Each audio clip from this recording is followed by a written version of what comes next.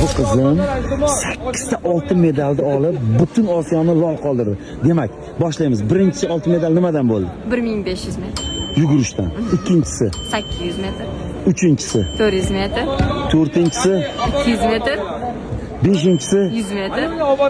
oltinchisi Yadro uloqtirish. boshqa turda ham qatnashdingizmi? Yettinchisi Balandlikka sakrash. ya subhanalloh. Sakkizinchisi Uzunlikka sakrash. ya ana murabbiylar keldilar. Akajonim Muxtorxon aka, qarang, 8 ta oltin medal. Butun Osiyo haligi lol qolgan bo'lsa kerak, xudo xolasa qizimizga. Ko'z tegmasin. Hammasi muhtaram prezidentimizni sportga berib turgan imkoniyat natijasi.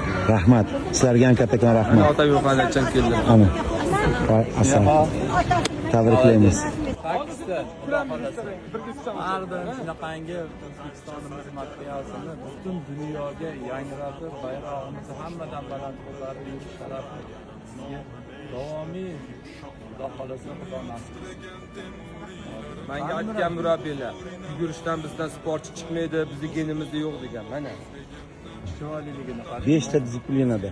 Eng muhimi 8 marta butun stadionni tikka turib madhiyamizni tinglashga majbur qilgan qizimiz. Barakalloh, otangga rahmat. Los-Anjelesda hali buni davom ettiradi.